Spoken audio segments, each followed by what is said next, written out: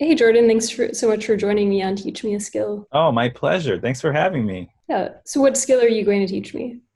So, I am a dialect coach, as you know. So, I was thinking maybe I could teach you how to do an accent, and we'll see which accent you choose and where you are, and we'll see if we can make that even better. How did you get into dialect coaching? Well, okay. Since I was a kid, I was always like mimicking Disney cartoons and doing impressions and accents. And I just had a natural ear for it. I studied a lot of languages growing up, high school, German, college, French. My dad is Israeli, so I learned Hebrew that way.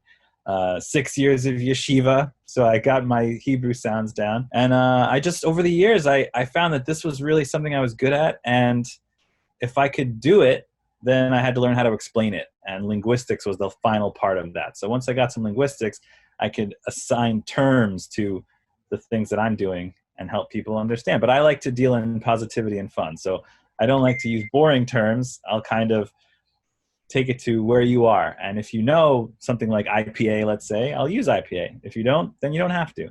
But I just want to get your results quickly because on set, you sometimes only have a few minutes to get it right. And that's what we have to do. But that's how Oh, I got into it. that's awesome. Thank you.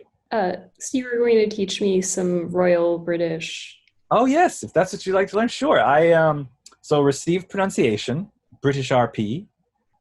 This is like think the broadcasters, the newscasters, right? There's only about 3% of the people I'd say that actually speak like that, but they're on the news, they're on TV. So received pronunciation, everyone hears this accent and they associate it with British. They associate it with posh and kind of upper class stuff. So let's see what you've got first. Like we'll just do a little conversation, and then we can improve on stuff. Whatever I feel that you already have going, we don't have to touch that. But if there's something we can improve on, let's do it. So let's start a conversation. So, hello, Rebecca. So nice to be here. So good of you to have me on your podcast. Hello. Uh, hello. I don't know. Yes, you do. Sure, you do. You could just try. You know, there's no wrong answers. You could just, and it always helps, right, when you have a model speaker, right, to kind of bounce off of, so you can hear almost like a mimicry, right? So like I'm doing a thing, and you can hear that I'm British now. So we'll go over what exactly I've done to make myself British. That always helps for a good starting place. But tell me, so how are you feeling today? Before you're excited about this podcast with Jordan, and how are you feeling today in general? Oh, I feel good. I've eaten a banana. Oh, you've eaten a banana. Oh, that's a very good breakfast. Very good. So, but Uh, how are you feeling in general? Like, how you're feeling good? Good mood. You had a good breakfast, a banana. yeah, good, good. Everything's jolly. Jolly, right? Okay, great. So we can start there. That's a perfect sample, right? So I've got all I need to know. So first, what we're going to do for you is we're going to overaspirate your T's and D's. So, for example, when like if you were to say your name, so Rebecca T. Kaplan, right? So you can hear there's an overaspiration there. There's more air than if we were American and we're saying like letter or better. Here we want letter, better, right? So the T's and D's will have overaspiration. So like if you were drinking from a bottle, that would now be a bottle, right? So overaspirate those T's and D's. So let's try that. So if we said a word like today, do you hear how it's d, right? So we want overaspiration. So give that a try. Today. Today, Oh, that's brilliant. That's brilliant, right? So that's the first thing. So now, from now on, you're going to overaspirate your T's and D's. So now, the next thing we'll do is our lot vowel. So if you're saying a word like lot, that's very American. But now we want to round the corners a bit and make it lot, lot. lot.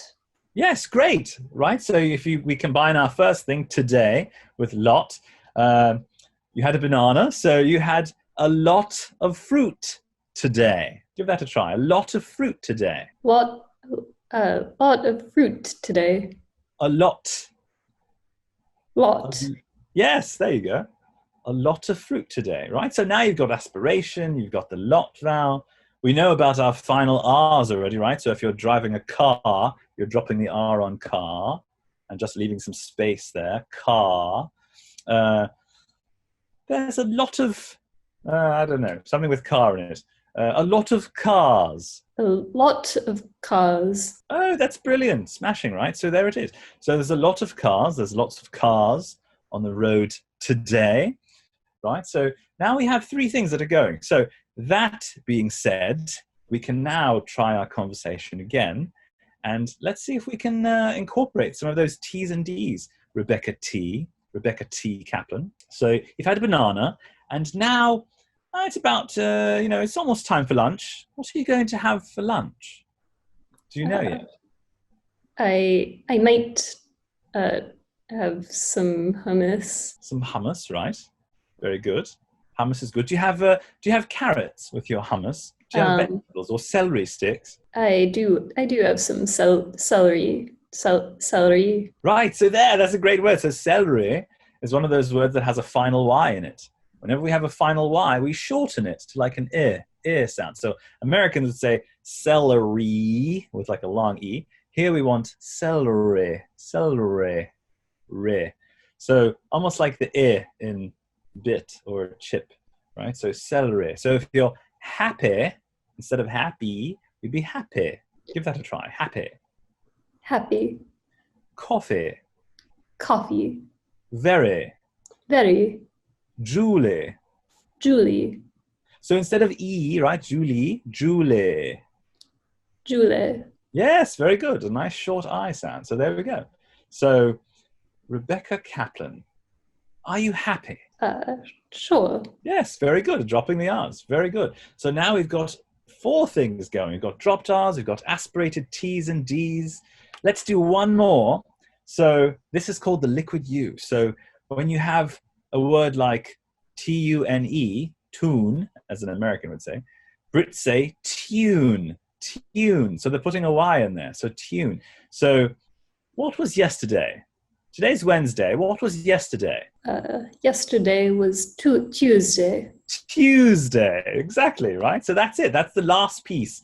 And then with all of those features that we went over, dropped R's, aspirated T's and D's, right? Tuesday for the liquid U, happy vowel, the Y.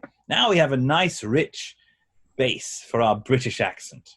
And the final thing we can add, if you want to ask a question, so if I were an American asking a question, a yes or no question, I'd say, are you Rebecca? And there'd be a raise at the end.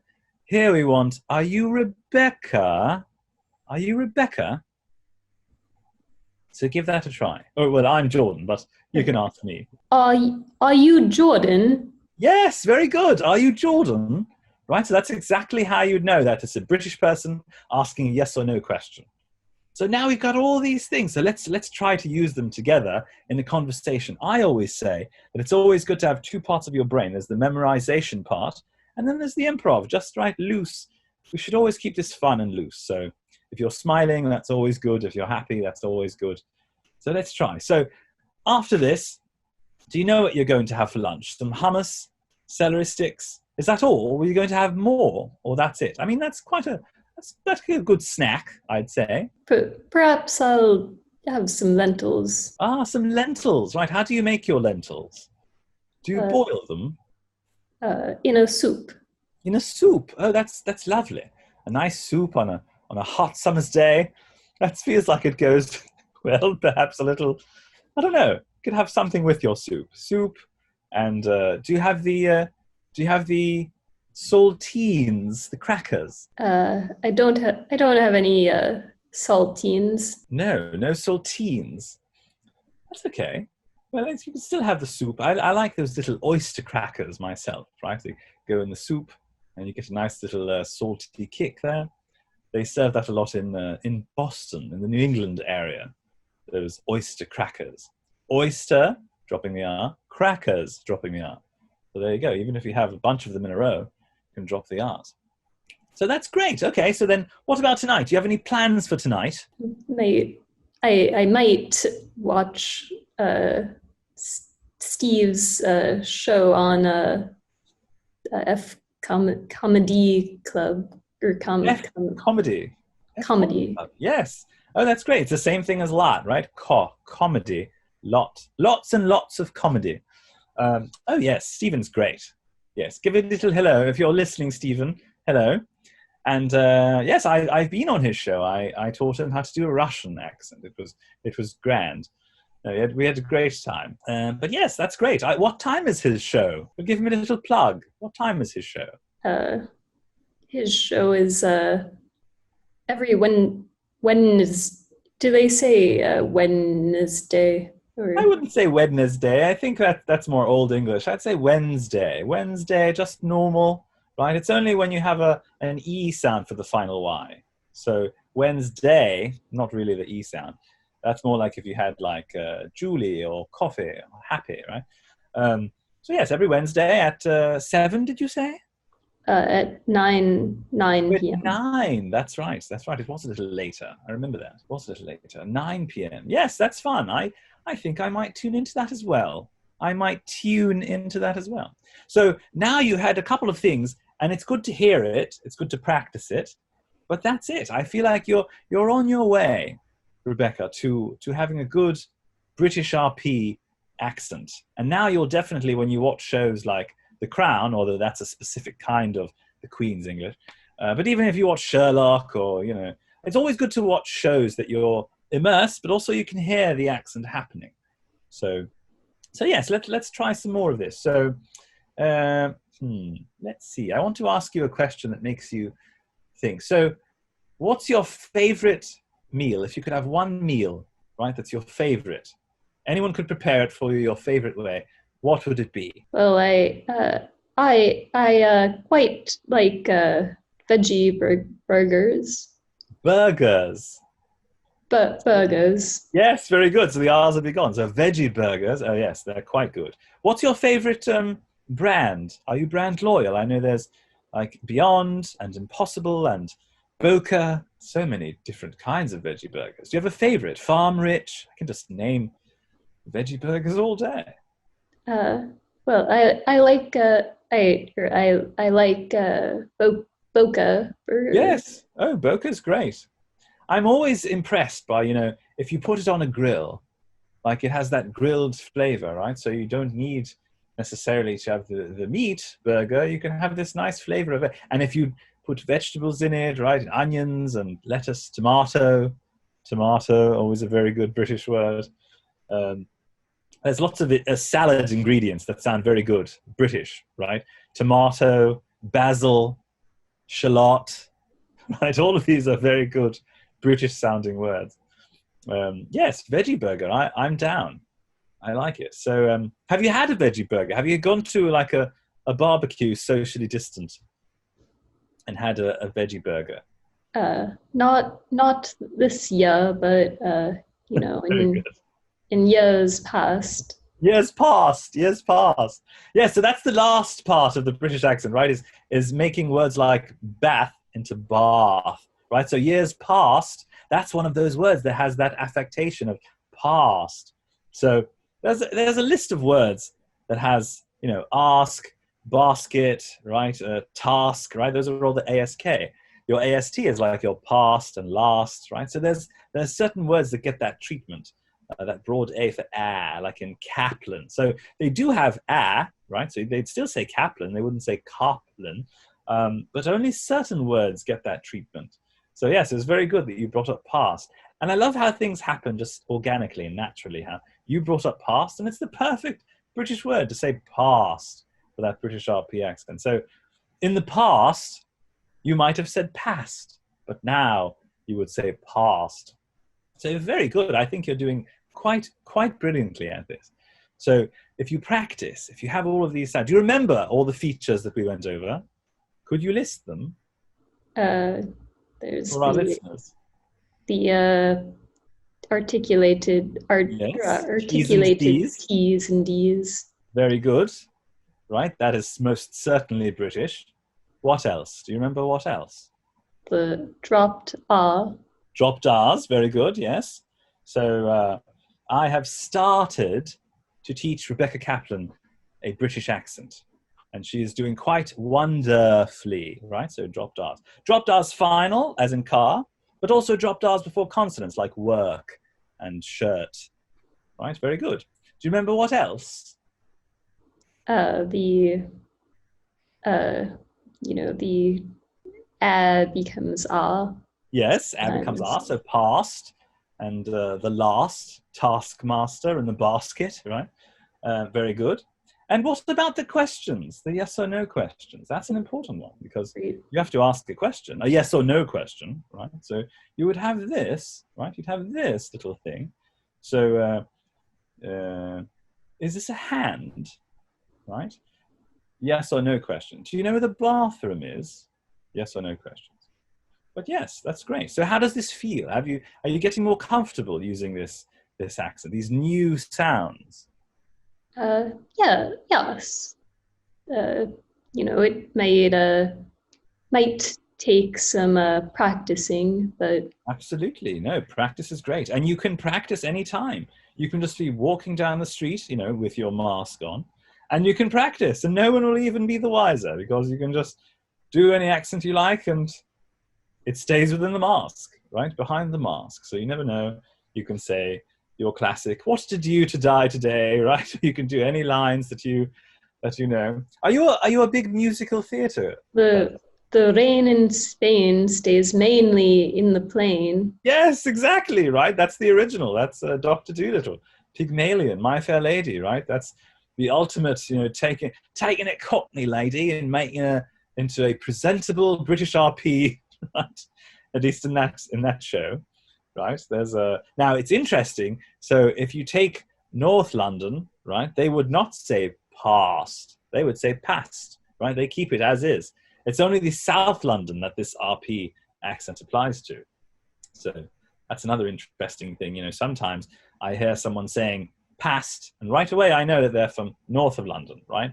They would not be from the south because they would say past and mask and basket and taskmaster, right? So it's always interesting when you see. So a lot of people ask, what's the best resource to use for accents, listening to accents? TED Talks are great because they don't care about their accents. Sports interviews are always good, right? You think about they want to just go home, and you're asking, "Hey, how did you do in the game today? Did you think you were going to beat their asses?" Yes. So you always want someone with no concern for their accent. So yes, those are always good. But of course, television is great if they're authentic accents, because I could have gotten to them and given them a fake accent to use. Are you aware of the resource in the Lincoln Center Library as well? Oh yes, the performance library. It's wonderful, simply wonderful. So many things. So in the Lincoln Center Library, I can go and watch any show ever recorded in the Library of Recorded Sound. And it asks you for a business purpose. So I put dialect coach. I have to coach someone on this accent. And so I get to watch the show. And also they have, I believe they have Paul Meyer. Paul Meyer has some CDs. Paul Meyer's always great.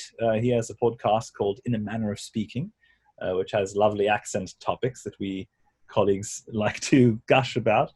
But yes, there's also the International Dialects of English Archive site, IDEA. But you have to know kind of what you're looking for. Like, it's great samples of people from all over the world reading, but you have to really know what you're listening for. So always helps to have a dialect coach on hand. And you yourself, if you hear something interesting, so just make a note of it. Say like, "Hey Jordan, I heard this interesting thing the other day. What was that all about?" And then you'll know. And then you can listen better now that you know what you're listening for. I was thinking also of the Ghislaine Barr has uh, an accent coaching CD set, Ooh, yes. Plesher, right? Gillian Lane Plesher. Was that maybe, the one you were talking about? She or has some great ones. She was perhaps. fantastic. No, I reached out to her when I first started out, and I was like, I really want to do this. And so we were trying to set up a meeting, and she had some health issues. I do hope she's okay. But yeah, she was one of the first, and Paul Meyer, of course, he's been doing it for a while out of the University of Kansas. But yes, all the resources are great. The more exposure you get, like you said years past, and that's so interesting because like that's from an older time, right? It's like from from almost like the 40s or the 50s. South African also uses years, right? Some I've heard Indian accents use years. India was, of course, under British rule, so it's always interesting to see these cultural connections. And you brought that out yourself, so that was great. Well, I've heard a lot of British musical theatre. Yes, yes, of course. It's always like the Scarlet Pimpernel and all these. I can think of so many British musical theatre, but it's always great to get that exposure. And it sounds like I'm curious. Do you do karaoke at all? I mean, No, when there's not a pandemic, of course. no, I like Marie's Crisis Cafe. Oh yes. Well, I'd love to go sometime. I happen to love karaoke because it's like an homage to the singer, and you can always hear some interesting things. Some people say that you lose your accent when you sing, but I hear it all the time. Like you can definitely hear, like listen to like Oasis Wonderwall. You're telling me he doesn't have an accent when he sings. I mean, it comes out right at you. He over aspirates his T's and D's. Today was gonna be the day, right? So you can hear these things. I think But it's fascinating. there are also, if you are a musical theatre fanatic, you can hear sometimes they change the lyrics in the British productions of American shows to account for the rhyming differences. Yes, yes, interesting.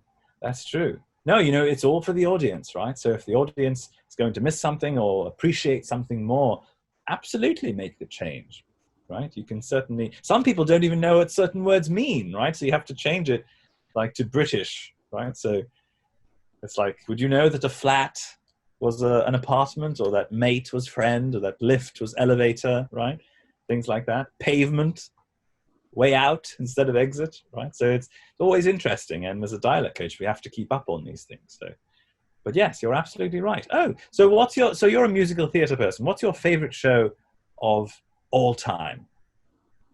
You could Well, quote it.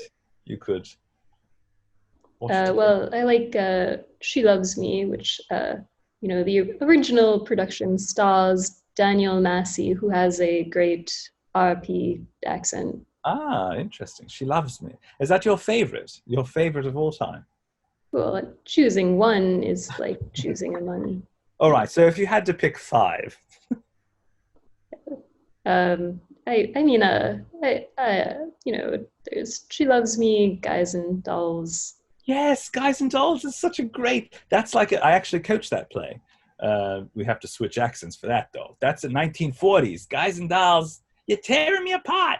That's before when they had that doity doid and doid accent. That's around that time period. And of course, a poison can develop a cold. Classic 1940s New York accent. She's great. And I got to coach that play. It was so much fun. And everyone went really over the top, right? And then you can pull it back. But that's what accents are. It's like exploring the sound and seeing where it goes and having fun with it. I always think accents should be fun, first and foremost. Yeah, definitely. Yeah, that's super, super cool. Did you coach it? Like, where did you coach it? I coached it in Brooklyn, actually. They did a production. And it was really fun. And then it really ran the gamut. You had people that were really good at it right off the bat, and people that not so much. But they all had that one session. We all crowded around, and they were helping each other, because after I leave, I always tell them, keep it going, keep practicing, helping each other. Like you help him if he's doing something wrong, she helps him. So it's a cast, you have that sense of camaraderie, and it's always so great to know that what you've done, you can see it on a production. There's really nothing like it. That's why we get into this business, just to improve productions, to make projects better. So really, that was fun for me.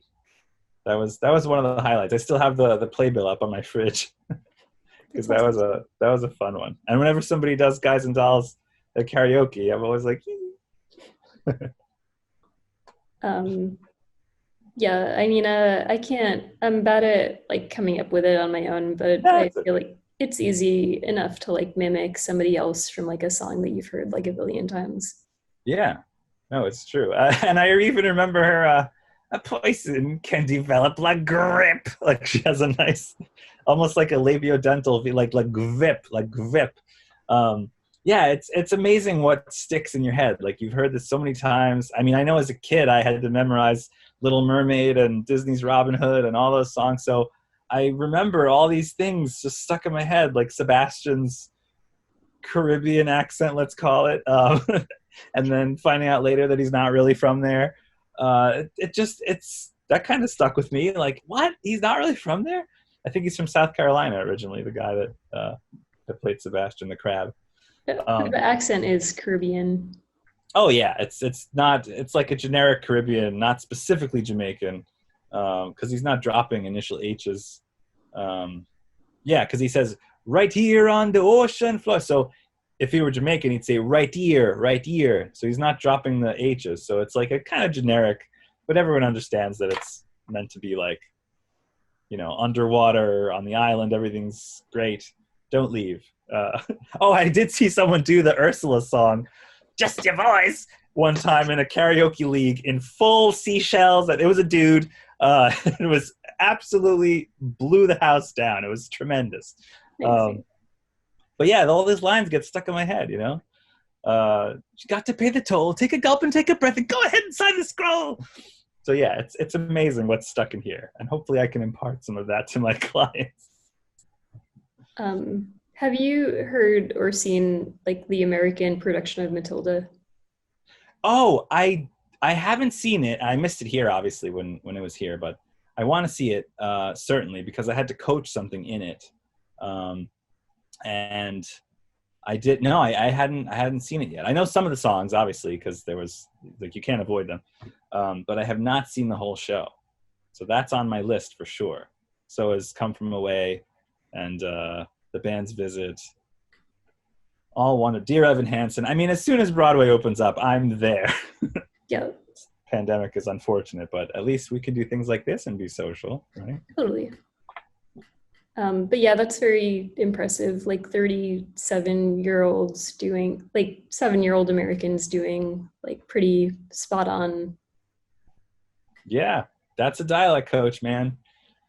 That sometimes you only get a little bit of time for a whole cast. Sometimes, it's a lot of things. Sometimes the production doesn't have enough, or just location has to do with it. The best ideal situation is to get months in advance, to just have all the time to work with everyone. But oftentimes it doesn't work like that. Sometimes it's just like, I need to be Irish tomorrow. What can you do?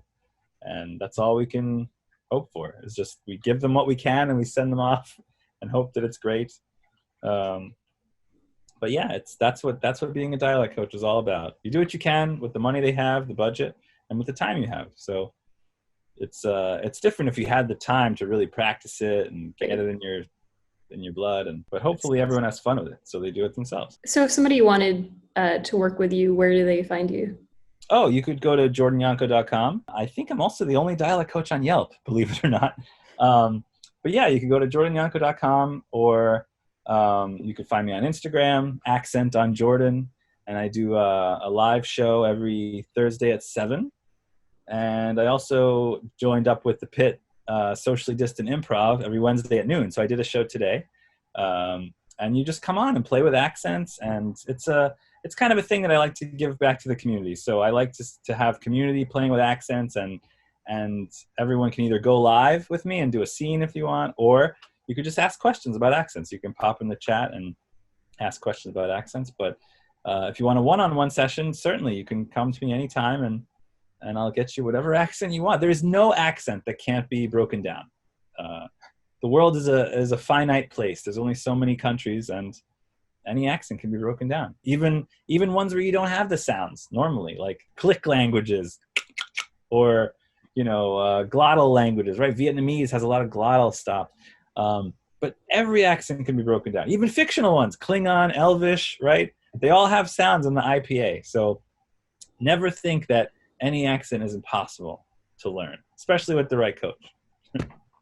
Have you ever coached for like imitating a specific person with perhaps like a unique or like mixed accent. Oh yeah, impressions are my favorite. That's my favorite thing to coach. So I have a client who's a stand-up comic, and he comes to me with all kinds of political figures or just impress. So we've done Biden, we've done Boris Johnson, we've done Bernie Sanders. So he's every one that he gets, we can kind of reference things that we did from the past. So if he gets more comfortable with accents, impressions are, there's physical things, there's sound things. So like if we were to take Christopher Walken, for example, he's got three things that I could think of. First and foremost, he's New York, right? So you can hear his dropped R's. He's got these audible pauses, right, that are deliberate. And third, he's got a spike, right? He spikes his voice. So that's three things right there. But he's got physical things, and he's got his vocal quality. So impressions are great because you get to see, like all those people on SNL, they get to see what's happening with the character and really ramp it up, all those quirks, because then people will notice the quirks. Oh yeah, he does do that thing with his hand every time, right? So that's a physical thing. But also, oh yeah, he does drop his R's, or he does, So like one of the things with Bernie Sanders that we went over, his STR sound. So like if he said a word like stress, he would say stress. So he does the STR thing with a sh. So he would say like, you need great strength. You need, don't be stressed out. We have to be strong. So it's instead of a stra, it's a stra. So that's just a little thing that you have to make sure to keep consistent. But yeah, we went over that, and I love it. The guy performs at Gotham all the time, and I always want him to send me the tapes because it always looks great when you see the finished product together, like 8-10 things working together. But yeah, he loves it, and he's one of my favorite clients. Impressions are just a thing, all of them to themselves. But really, a dialect coach can break those down too, because it's the same as any accent. Well, thanks so much for joining me. Yes, absolutely. And remember, keep practicing, and I think you did a great job. So you always have the place where you start, and then you can get better anytime. So thanks for having me, and I'll see you soon. Yeah, and I'll drop the links to your stuff in the. Absolutely. Accent on Jordan. All right, have a good. Bye. Bye.